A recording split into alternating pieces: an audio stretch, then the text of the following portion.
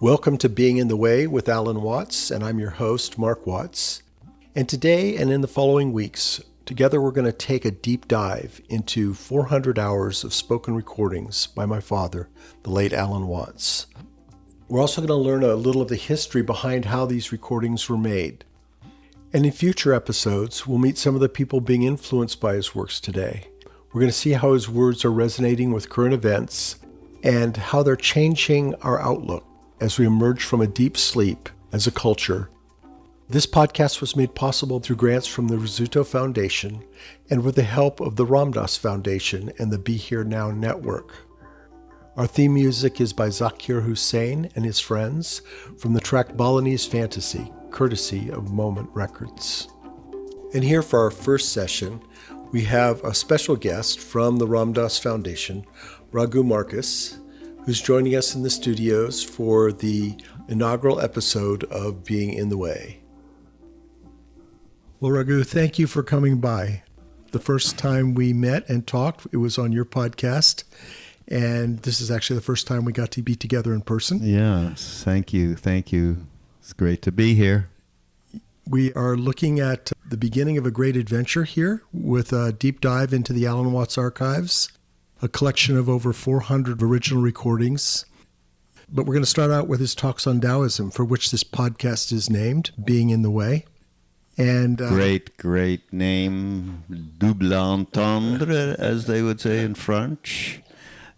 Yeah, that title, when I recorded this seminar at the Esalen Institute, and I first wrote it on the box, it alerted me to the double meaning of my father's autobiography in my own way, because of course he always talked about how the ego could get in the way of what you're doing. And so it was a great little moment there.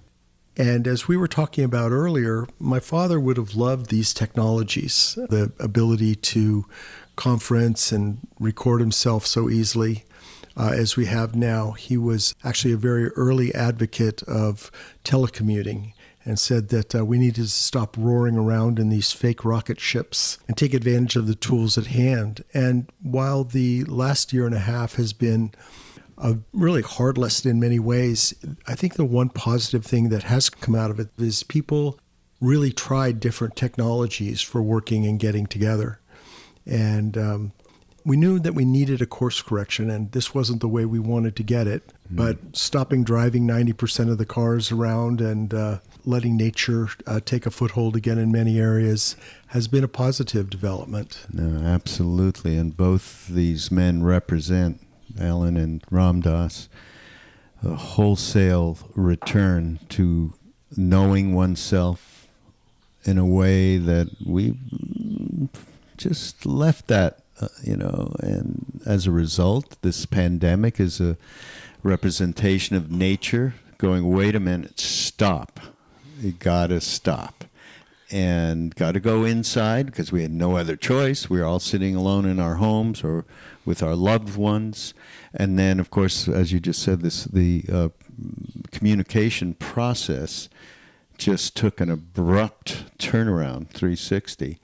And it was for the best, because the best of both worlds. It allowed us to communicate in ways that we hadn't been communicating before, and it also allowed us to return to the idea that we have to go inside and connect with that place that's behind, as both Alan and Ram Dass used to say, ego, terrible master, a great servant.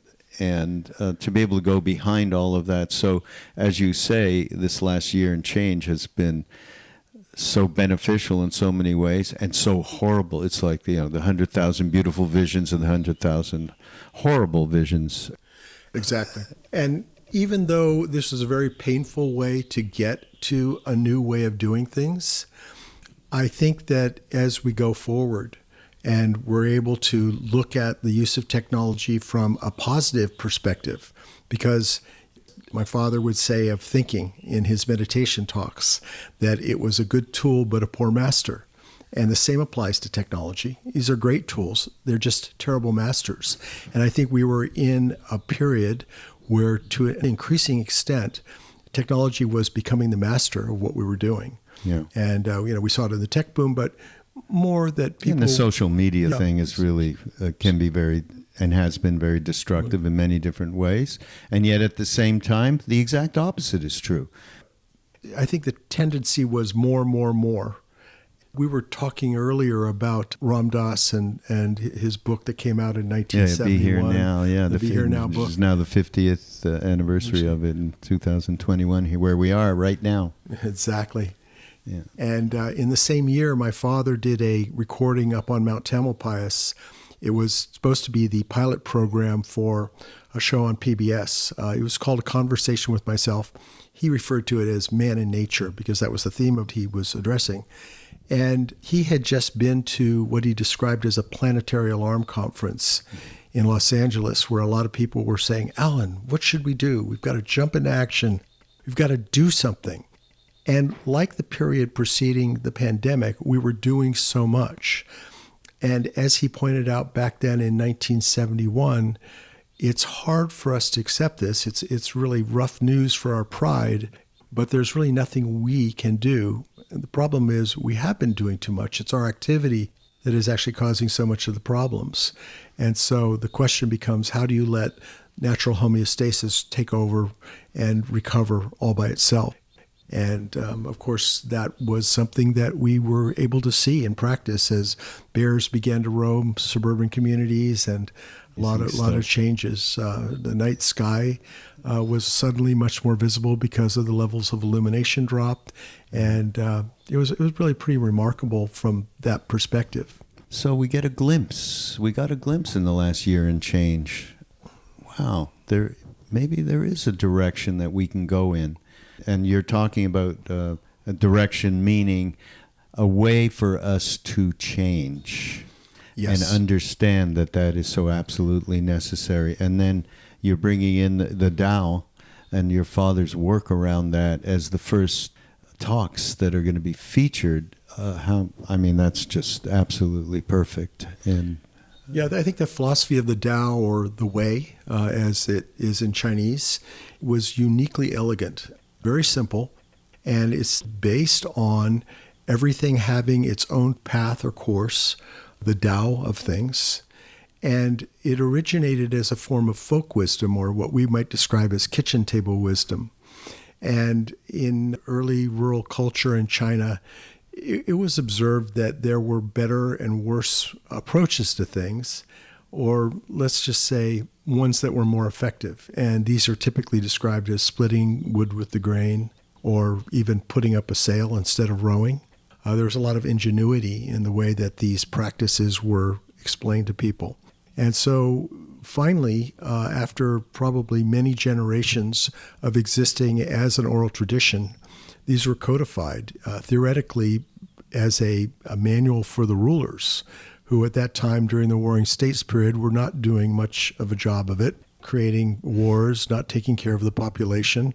Sounds familiar? Yeah, it sounds so, yeah. And it's all about me, and right. The individual, and it's what we're dealing with right now, especially in our country with this polarization of there's a certain segment of people that been a natural sort of the American heritage of individualism, and I think that's part of what we're dealing with, which is why what you're representing here with your father's work is so important, and getting back into the idea of interconnectivity, balance. The Tao is all about that, getting to know ourselves a little bit better. So this is just a beautiful combination now that we have the two of them on this network. So, I'm really happy. Well, I'm very thankful. This is, for us, it's a major effort to pull these materials out of the archive and restore the old machines and get this up and running. For this, we've been greatly assisted by a grant from the Rizzuto Foundation, and Susie Rizzuto stepped up and enabled us to recover hundreds of reels. And so we're going to delight in sharing both these newly discovered works and also some of the classics, some of the things that have been lighting up the internet in recent years. And we're going to begin with a seminar that was recorded at the Esalen Institute, Taoist Way of Dropping Out from Karma. And in this second session, you'll hear him talking about the Indian idea of karma and how it relates to our participation in the world. Right. And then after a couple of weeks of that, we're going to go on to Being in the Way, another Taoism seminar. This one deals uniquely with the individual and the role of the individual in a way that I don't often hear him do. It's a little bit more hands-on. So that's in 3 weeks from now. And enjoy the show. We start today with Taoist way of dropping out from karma. The philosophy of the Tao is one of the two great principal components of Chinese thought. There are, of course, quite a number of forms of Chinese philosophy, but there are two great currents which have thoroughly molded the culture of China, and they are Taoism and Confucianism. And they play a curious game with each other. Confucius said the goody-goodies are the thieves of virtue, meaning that to try to be wholly righteous is to go beyond humanity, to try to be something that isn't human. So this gives Confucian approach to life and justice and all those sort of things a kind of queer humor. A sort of boys will be boys attitude, which is nevertheless a very mature way of handling human problems. It was, of course, for this reason that the Japanese Buddhist priests who visited China to study Buddhism, especially Zen priests, introduced Confucianism into Japan. Because despite certain limitations that Confucianism has, and it always needs the Tao philosophy as a counterbalance, Confucianism has been one of the most successful philosophies in all history for the regulation of governmental and family relationships. But of course, it is concerned with formality. Confucianism prescribes all kinds of formal relationships, linguistic, ceremonial, musical, in etiquette, in all the spheres of morals. And for this reason has always been twitted by the Taoists for being unnatural. You need these two components, you see, and they play against each other beautifully in Chinese society. Roughly speaking, you see, the Confucian way of life is for people involved in the world. The Taoist way of life is for people who get disentangled. Now, as we know in our own modern times, there are various ways of getting disentangled from the regular lifestyle, say, of the United States. If you want to go through the regular lifestyle of the United States, you go to high school and college, and then you go into a profession or a business. And you own a standard house, and you raise a family, and you have a car or two cars, and do all that jazz. But a lot of people don't want to live that way. And there are lots of other ways of living besides that. So you could say that those of us who go along with the pattern correspond to the Confucians, and those who are bohemians or bums or beatniks or whatever, and don't correspond with the pattern, they are more like the Taoists. Because the Taoist is really, actually in Chinese history, Taoism is a way of life for older people. Lao Tzu, the name given to the founder of Taoism, means the old boy.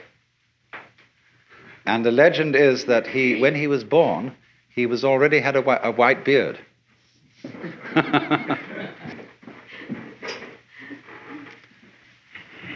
So it's sort of like this, that when you have contributed to society, when you've contributed children and brought them up, and you have assumed a certain role in social life, you then say, now it's time for me to find out what it's all about. Who am I ultimately behind my outward personality? What is the secret source of things? And the latter half of life is the preeminently excellent time to find this out. It's something to do when you have finished with the family business. I'm not saying that that is a sort of unavoidable strict rule. Of course, one can study the Tao when very young, because it contains all kinds of secrets in it as to the performance of every kind of art or craft or business or any occupation whatsoever. But it does, in China, in a way, it plays that role of a kind of safety valve for the more restricted way of life that Confucianism prescribes. And there is a sort of type in China who's known as the old rogue. He's a sort of intellectual bum, often found among scholars, who is admired very much, and who a type of character which had an enormous influence on the development of the ideals of Zen Buddhist life. He is one, you see, who goes with nature rather than against nature. Well, now, first of all, I'm going to talk about ideas which come strictly out of Lao Tzu's book, the Tao Te Ching. And, of course, the basic thing in the whole philosophy is the conception of Tao. This word has many meanings. And the book of Lao Tzu starts out by saying that the Tao which can be spoken is not the eternal Tao. Or there's a pun in there which you can't quite put into English.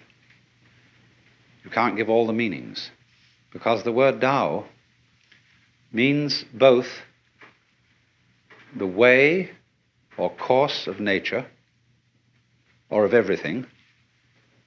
It also means to speak. So the actual opening phrase of the book, following this word Tao, is this, you see? And this character means can be, or can, able, something like that. So the way which can be, then give it its second meaning, spoken, described, uttered. But it also means the way that can be weighed. Not W-E-I-G-H, but W-A-Y-E-D. You know, you'd have to invent that word. The way that can be traveled, perhaps, is not the eternal way.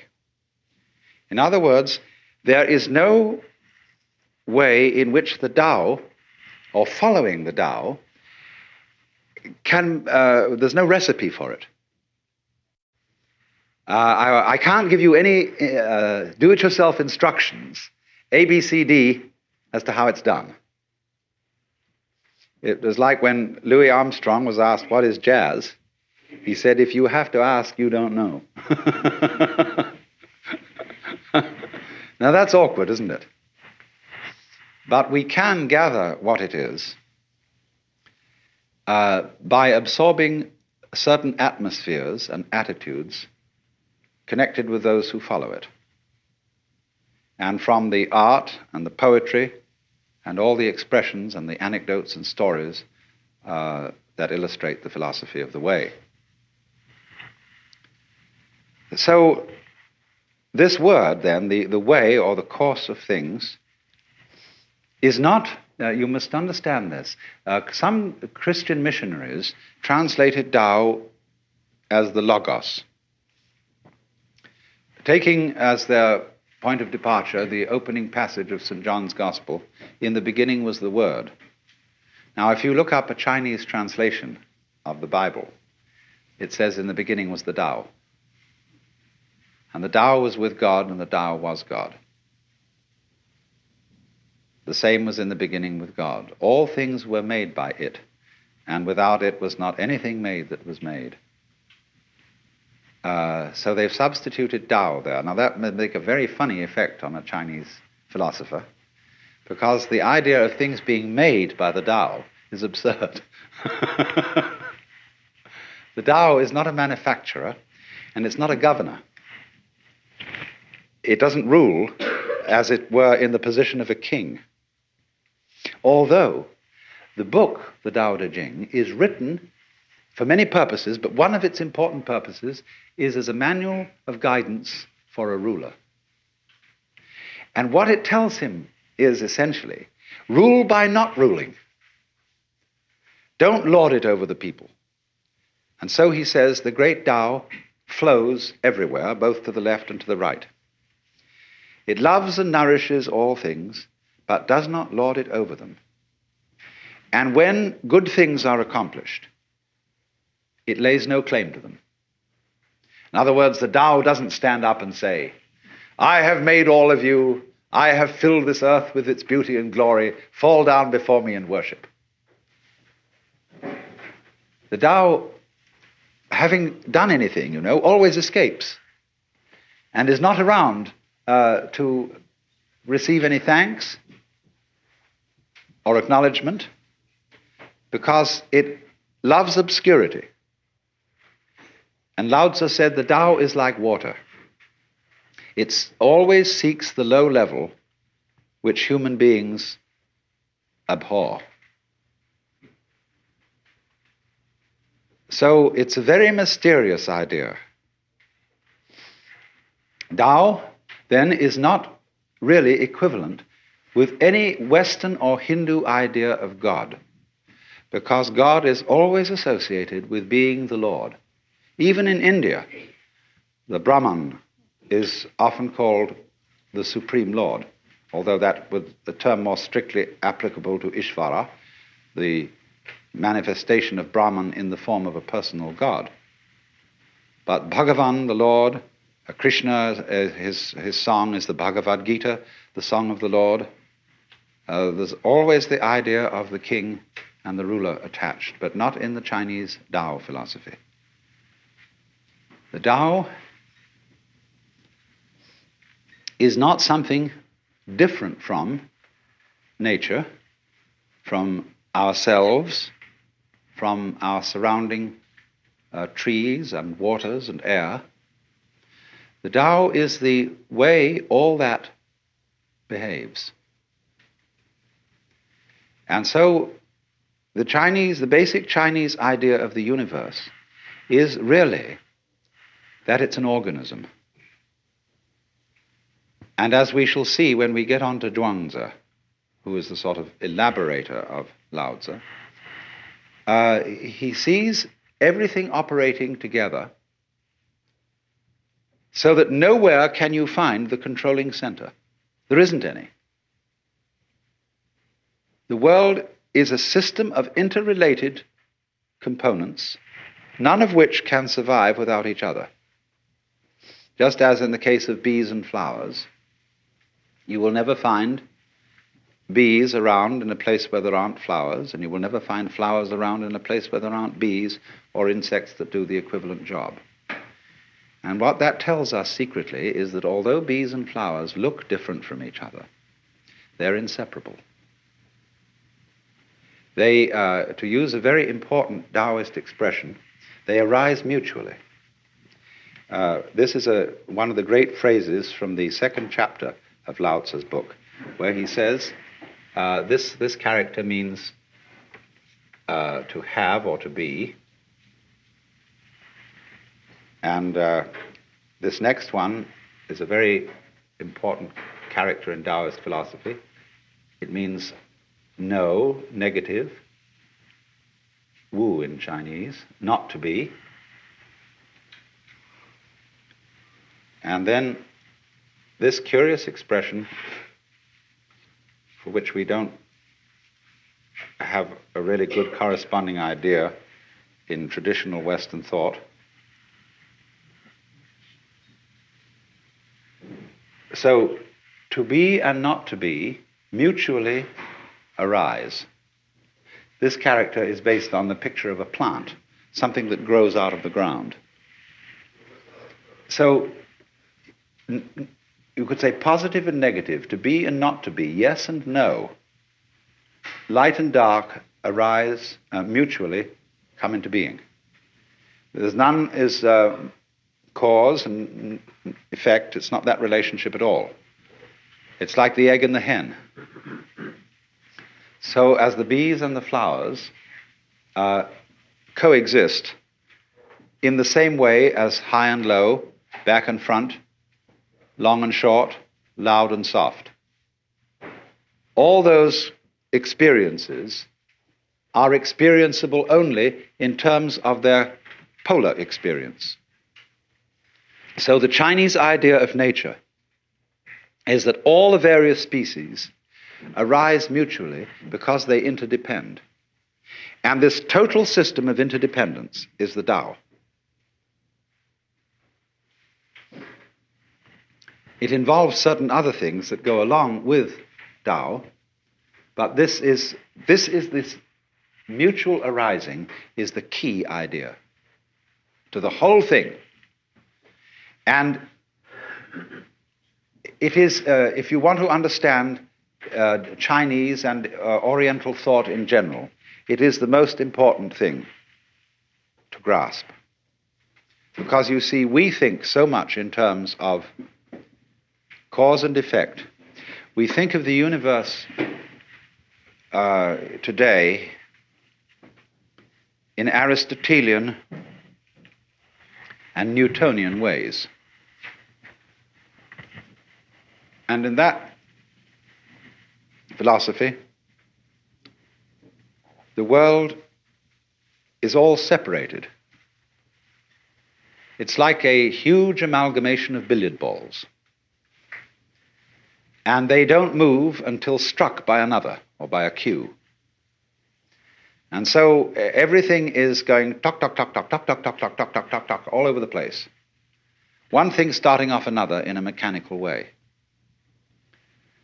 But of course, from the standpoint of 20th century science, we know perfectly well now that that's not the way it works. We know enough about relationships to see that that mechanical model which Newton devised was all right for certain purposes. But it breaks down now because we understand relativity. And we see how things go together in a kind of connected net rather than in a chain of billiard balls banging each other around. So, in the philosophy of the Tao, it is said, it's always being said, this is, you read this in every art book about Chinese art, that in Chinese painting, man is always seen as in nature rather than dominating it. You get a painting entitled Poet Drinking by Moonlight, and you see a great landscape, and after some search with a magnifying glass, at last you see the poet stuck away in a corner somewhere drinking wine. Whereas if we painted the subject poet drinking by moonlight, the poet would be the most obvious thing in the picture. There he would be, dominating the whole thing, and the landscape off somewhere behind him. But all the Chinese painters put man, I mean, the painters of the great classical tradition, there are Chinese painters who specialize in family portraits and do these very formal paintings of someone's ancestor sitting on a throne. It's quite a different category. But the Taoist-inspired painters, Zen-inspired painters, have this view of man as an integral part of nature, something in it just as everything else is in it, flowers and birds, and not there sent into this world, commissioned by some sort of supernatural being to come into this world and farm it and dominate it. So then, the whole conception of nature is as a self-regulating, self-governing, indeed democratic organism. But it has a totality. It all goes together, and this totality is the Tao. So then we move to a second term that is extremely important. The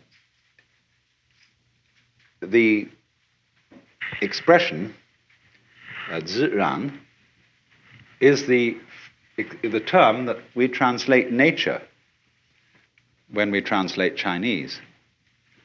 But this term expresses this whole point of view. It doesn't say nature, natura, which means, in a way, class of things. It means, literally, self-so. What is so of itself? What happens of itself? And thus spontaneity. And in the Tao Te Ching, early on, Lao Tzu says, the Tao's method is to be so of itself. Now, we might translate that automatic, were it not that the word automatic has a mechanical flavor. Ziran, as this is called, or shizen in Japanese, means spontaneous, yes. It happens as your heart beats. You don't do anything about it. You don't force your heart to beat. You don't make it beat. It does it by itself. Now, figure a world in which everything happens by itself. It doesn't have to be controlled. It's allowed. Whereas, you might say, the idea of God involves the control of everything going on. The idea of the Tao is the ruler who abdicates and lets all the people, trusts all the people to conduct their own affairs. To let it all happen. So, this doesn't mean, you see, that there isn't a unified organism and everything is in chaos. It means that the more liberty you give, the more love you give, the more you allow things in yourself and in your surroundings to take place, the more order you will have.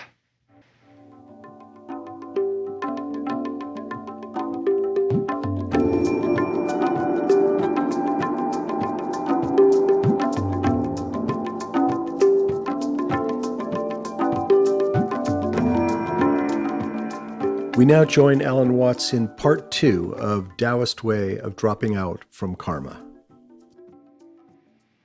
It is believed generally in India that when a person sets out on the way of liberation, his first problem is to become free from his past karma.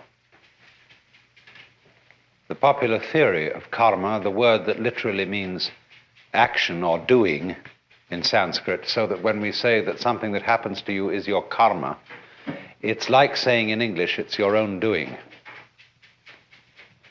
But in popular Indian belief, karma is a sort of built-in moral law, or a law of retribution, such that all the bad things you do and all the good things you do have consequences which you have to inherit. And so long as karmic energy remains stored up, you have to work it out. And what the sage endeavors to do is a kind of action which in Sanskrit is called nishkama karma. Nishkama means without passion or without attachment, karma, action. And so whatever action he does, he renounces the fruits of the action, so that he acts in a way that doesn't generate future karma, because future karma continues you in the wheel of becoming, samsara, the round, and keeps you being reincarnated. Now then, in that case, when the time comes that you start to get out of the chain of karma, all the creditors that you have start presenting themselves for payment. In other words, a person who begins, say, to study yoga is felt that he will suddenly get sick, or that his children will die, or that he'll lose his money, or all sorts of catastrophes will occur, because the karmic debt is being cleared up. And it is in no hurry to be cleared up if you're just living along like anybody, but if you embark on the spiritual life, a certain hurry occurs. And therefore, since this is known, it's rather discouraging to start these things. The Christian way of saying the same thing is that if you plan to change your life, shall we say, to turn over a new leaf, you mustn't let the devil know, because he will oppose you with all his might if he suddenly discovers that you're going to escape from his power. So, for example, if you have a bad habit, say you drink too much, and you make a New Year's resolution that during this coming year you'll stop drinking, that's a very, very dangerous thing to do, because the devil will immediately know about it. And what will happen will be this: he will confront you with the prospect of 365 drinkless days. And that will be awful, just overwhelming. And you won't be able to make much more than 3 days on the wagon. So in that case, you compromise with the devil and say, just today I'm not going to drink, you see, but tomorrow maybe, we'll go back. Then when tomorrow comes, you say, oh, just another day, let's try out, that's all. And the next day you say, oh, one more day won't make much difference. So you only do it for the moment, and you don't let the devil know that you have a secret intention of going on day after day after day after day.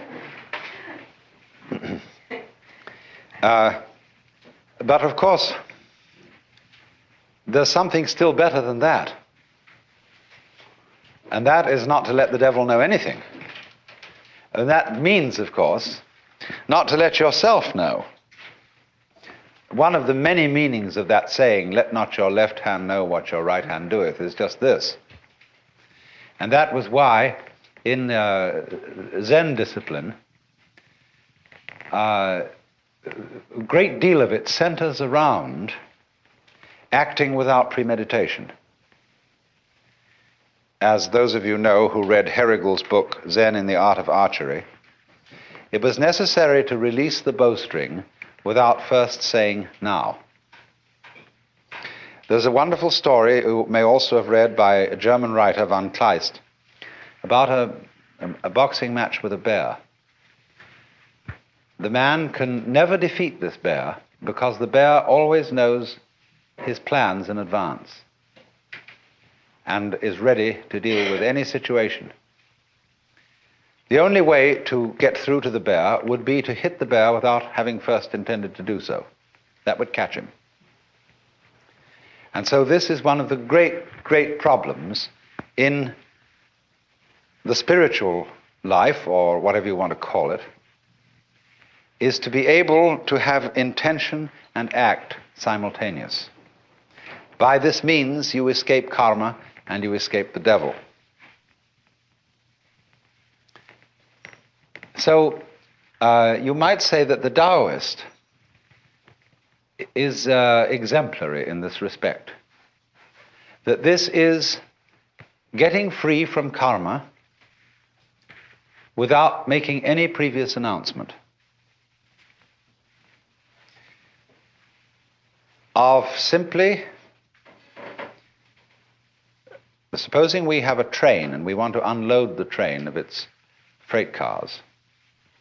You can go to the back end and you can unload them one by one and shunt them into the siding. But the simplest of all ways of unloading is to uncouple between the engine and the first car, and that gets rid of the whole bunch at once. And it is in that sort of way, you see, that the Taoist gets rid of karma without challenging it. And so it has the reputation, you see, of being the easy way. There are all kinds of yogas and ways for people who want to be difficult. And one of the great gambits of a man like Gurdjieff was to make it all seem as difficult as possible, because that challenged the vanity of his students. If some teacher, some guru says, really, this isn't difficult at all, it's perfectly easy, some people will say, oh, he's not really the real thing. We want something tough and difficult, and when we see somebody starts out giving you a discipline that's very, very weird and rigid, people think, now there is the thing. That man means business. See? And so they flatter themselves by going to such a guy that they are serious students, whereas the other people are only dabblers and so on. All right, if you have to do it that way, that's the way you have to do it. But the Taoist is the kind of person who shows you the shortcut and shows you how to do it by intelligence rather than effort, because that's what it is. Taoism is, in that sense, what everybody is looking for. The easy way in, the shortcut, using cleverness instead of muscle. So the question naturally arises, isn't it cheating? When in any game somebody really starts using his intelligence, he will very likely be accused of cheating. And to draw the line between skill and cheating is a very difficult thing to do. You see, the inferior intelligence will always accuse a superior intelligence of cheating. That's its way of saving face. You beat me by means that weren't fair. We were originally having a contest to find out who had the strongest muscles. And you know, we were pushing against it like this. And this would prove who had the strongest muscles. But then you introduce some gimmick into it, some judo trick or something like that, you see, and you're not playing fair. So in the whole domain of ways of liberation, there are routes for the stupid people and routes for the intelligent people. And the latter are faster. This was perfectly clearly explained by Huineng, the sixth patriarch of Zen in China, in his sutra, where he says the difference between the gradual school and the sudden school is they both arrive at the same point, but the gradual is for slow-witted people and the sudden is for fast-witted people. Can you, in other words, find a way that sees into your own nature, that sees into the Tao immediately? And at the end of this morning's talk, I pointed out to you the immediate way, the way through now. When you know that this moment is the Tao, and this moment is considered by itself, without past and without future, eternal, neither coming into being nor going out of being, there is nirvana. And there is a whole Chinese philosophy of time based on this. It hasn't, to my knowledge, been very much discussed by Taoist writers. It's been more discussed by Buddhist writers, but it's all based on the same thing. Dogen, the great 13th century Japanese Zen Buddhist, studied in China, and he wrote a book called Shobo Genzo. A Roshi recently said to me in Japan, that's a terrible book, because it tells you everything. It gives the whole secret away. But in the course of this book, he says,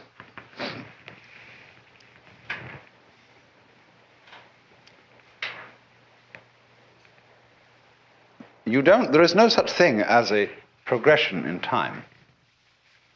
The spring does not become the summer. There is first spring, and then there is summer. So in the same way, you now do not become you later. This is T.S. Eliot's idea in Four Quartets, where he says that the person who has settled down in the train to read the newspaper is not the same person who stepped onto the train from the platform. And therefore also you who sit here are not the same people who came in at the door. These states are separate, each in its own place. There was the coming in at the door person, but there is actually only the here and now sitting person. And the person sitting here and now is not the person who will die. Because we are all a constant flux. And the continuity of the person from past through present to future is as illusory in its own way as the upward movement of the red lines on a revolving barber pole. You know, it goes round and round and round, and the whole thing seems to be going up or going down, whichever the case may be. But actually nothing is going up or down. So when you throw a pebble into the pond and you make a concentric rings of waves, there is an illusion that the water is flowing outwards. And no water is flowing outwards at all. Water is only going up and down. What appears to move outward is the wave, not the water. So this kind of philosophical argument says that our seeming to go along in a course of time, it doesn't really happen. The Buddhists say suffering exists, but no one who suffers. Deeds exist, but no doers are found. A path there is, but no one who follows it. And nirvana is, but no one who attains it. So, in this way, they look upon the continuity of life as the same sort of illusion that is produced when you take a cigarette and in the dark whirl it, and the illusion of a circle is created, whereas there is only the one point of fire.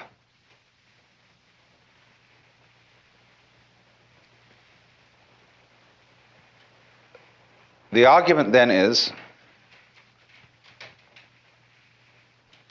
so long as you're in the present, there aren't any problems.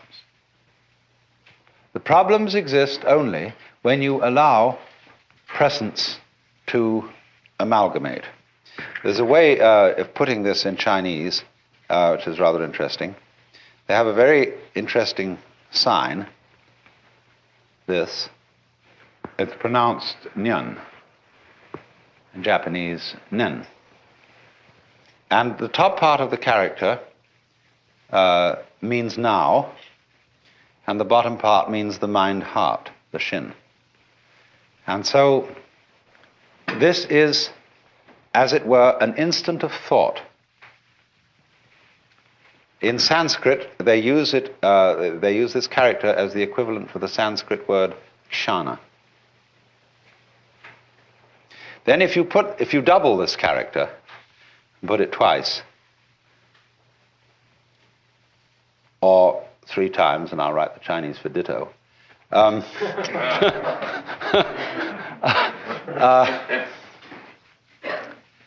nyan nyan means thought after thought after thought.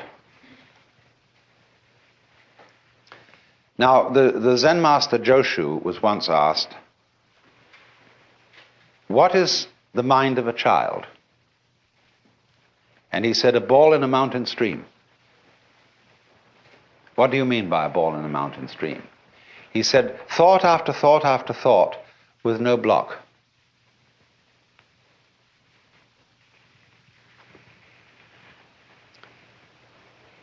So he was using, of course, the mind of the child as the innocent mind, the mind of a person who's enlightened. One thought follows another without hesitation. The thought arises, it doesn't wait to arise. As when you clap your hands, the sound issues without hesitation. When you strike flint, the spark comes out. It doesn't wait to come out. And that means that there's no block. So, thought, nyan, nyan, nyan, describes what we call in our world the stream of consciousness. Blocking consists in letting the stream become connected, chained together, in such a way that when the present thought arises, it seems to be dragging its past, or resisting its future, saying, I don't want to go.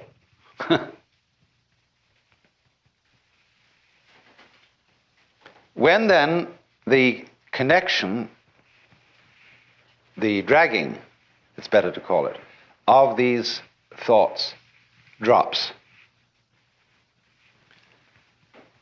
you've broken the chain of karma. If you think of this in comparison with certain problems in music, it's very interesting. Because when we listen to music, we hear melody only because we remember the sequence. We hear the intervals between the tones, but more than that, we remember the tones that led up to the one we are now hearing, and we are trained musically to anticipate certain consequences. And to the extent that we get the consequences we anticipate, we feel that we understand the music. But to the extent that the composer does not adhere to the rules and gives us unexpected consequences, we feel that we don't understand the music. And if he gives us harmonic relationships, which we are not trained to accept, that is to say, to expect, we say, well, this man is just writing garbage. But of course, it becomes apparent that the perception of music, the ability to hear melody, will depend upon a relationship between past, present, and future sounds. And you might say, well, you're talking about a way of living that would be equivalent to listening to music with a tone-deaf mind, so that you would eliminate the melody and have only noise.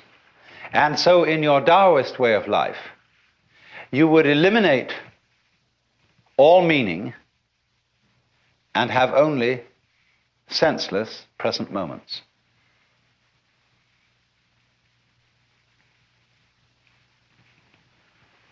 Up to a point, that's true. That is, in a way, what Buddhists also mean by seeing things in their suchness.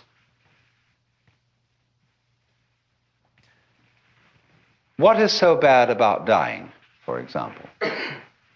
It's really no problem. When you die, you just drop dead. That's all there is to it. But what makes it a problem is that you're dragging a past. And all those things you've done, all those achievements you've made, all these relationships and people that you've accumulated as your friends, all that has to go. See, it isn't here now. I mean, a few friends might be around you, but all that past that identifies you as who you are, which is simply memory, all that has to go. And we feel just terrible about that.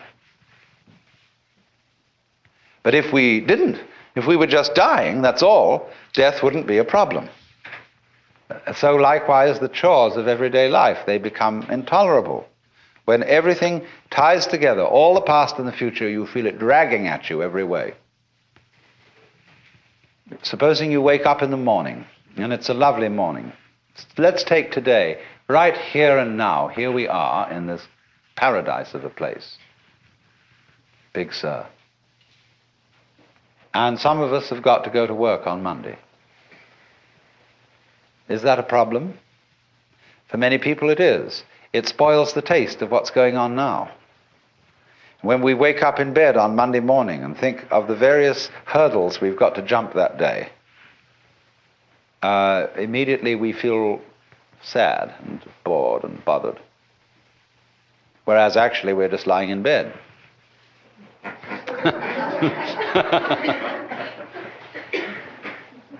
So the Taoist trick says, simply live now and there will be no problems. That's the meaning of the Zen saying, when you are hungry, eat. When you are tired, sleep.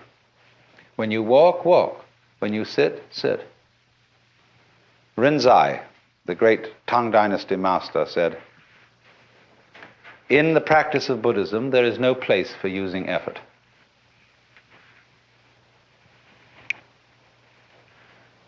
Sleep when you're tired, move your bowels, eat when you're hungry. That's all. The ignorant will laugh at me, but the wise will understand. And so, also, the meaning of this wonderful Zen saying,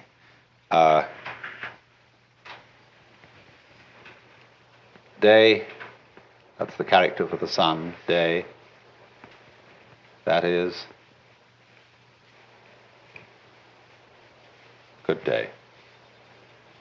Every day is a good day. On condition, you see, that day is like nyan nyan. They come one after another, and yet there's only this one. You don't link them. This, as I intimated just a moment ago, seems to be an atomization of life. Things just do what they do. The flower goes poof, and people go this way, go that way, and so on, and that's what's happening. It has no meaning, it has no destination, it has no value. It's just like that. And when you see that, you see it's a great relief. That's all it is. But then when you are firmly established in suchness, in that it's just this moment, you can begin again to play with the connections. Only you've seen through them. But now you see they don't haunt you. Because you know that there isn't any continuous you running on from moment to moment, who originated at some time in the past and will die at some time in the future. All that's disappeared. So you can have enormous fun anticipating the future, remembering the past, and playing all kinds of continuities. This is the meaning of that famous Zen saying about mountains are mountains. To the naive man, mountains are mountains, waters are waters. To the intermediate student, mountains are no longer mountains, waters are no longer waters. In other words, they've all dissolved into the point instant, to the kshana.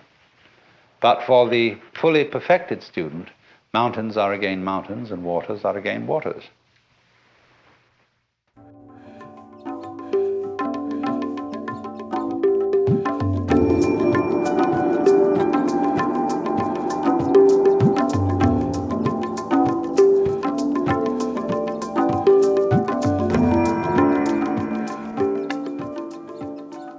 Thank you for joining us today for Alan Watts and Taoist Way of Dropping Out from Karma, parts 1 and 2. Next week, we'll be hearing part 3 and another talk from the same seminar on the wisdom of the ridiculous. This podcast is brought to you in cooperation with the Ram Dass Be Here Now Network and the Alan Watts Organization. And to learn more about the life and works of Alan Watts, please go to alanwatts.org.